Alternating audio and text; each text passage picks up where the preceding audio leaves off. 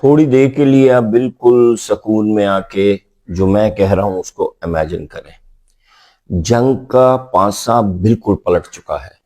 مسلمان جو اب تک جیت رہے تھے اب وہ ہار رہے ہیں۔ رسول اللہ صلی اللہ علیہ وآلہ وسلم کے چہرے پہ بھی زخم آیا ہے، دانت بھی ٹوٹ چکا ہے، وہ کھائی میں گرے ہیں۔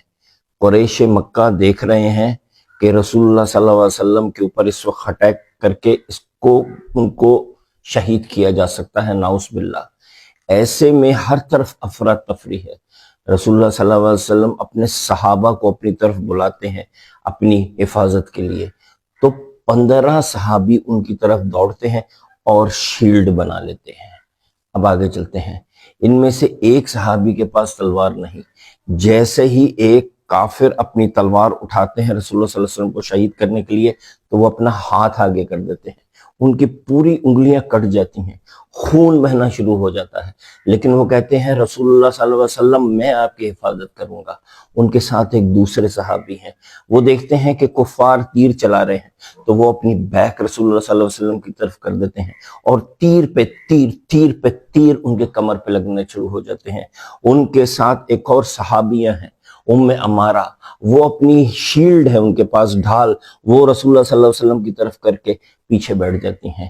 اور پھر ہیں سعد بن ابی وقاص، وہ تیر پہ تیر چلانا شروع کرتے ہیں۔ رسول اللہ صلی اللہ علیہ وسلم کے آس پاس جو کفار کے تیر گر رہے ہیں وہ ان کو اٹھا کے دیتے ہیں اور کہتے ہیں کہ میرے ماں باپ تم پہ قربان، تیر چلاؤ سعد بن ابی وقاص، تیر چلاؤ۔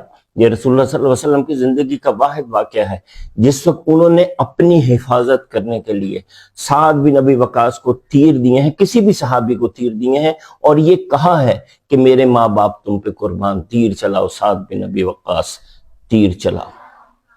اب ہم آ جاتے ہیں آج کے دور میں۔ یہودیوں کا ایک بہت ہی محبوب اور خاص علاقہ ہے جہاں پہ ان کی سلطنت تھی۔ اس جگہ کا نام ہے خیبر۔ یہ مدینہ سے 150 کلومیٹر دور ہے۔ آج کفار کو، آج ان کو یہ احساس ہوتا ہے کہ مسلمان کھائی میں گر چکے ہیں، اب یہ وقت ہے کہ خیبر پہ دوبارہ قبضہ کر لیا جائے، یعنی مدینہ پہ قبضہ کر لیا جائے اور اپنی کھوئی ہوئی سلطنت واپس حاصل کر لی جائے، اور وہ اب بڑھنے کی پوری تیاری کرتے ہیں۔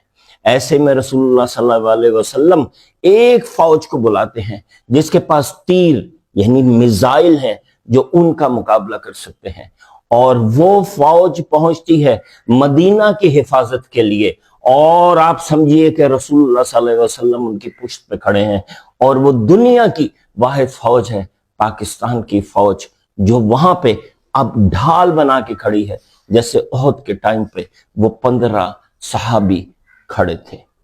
یہ قصہ سنانے کا ایک مقصد ہے۔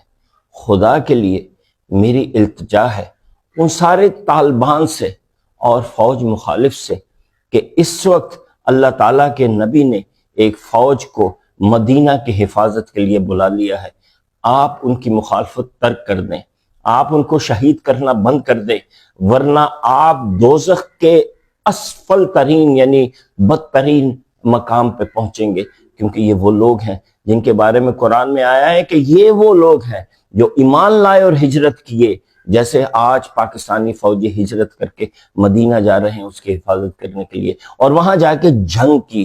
یہی وہ لوگ ہیں جو اعلیٰ ترین مقام پہ فائز ہوں گے، اور یہی وہ لوگ ہیں جو کامیاب ہیں۔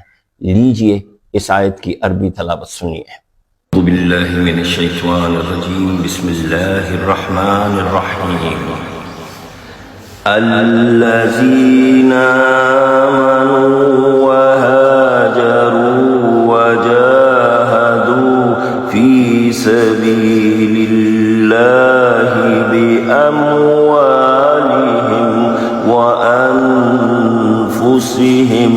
أعظم درجة عند الله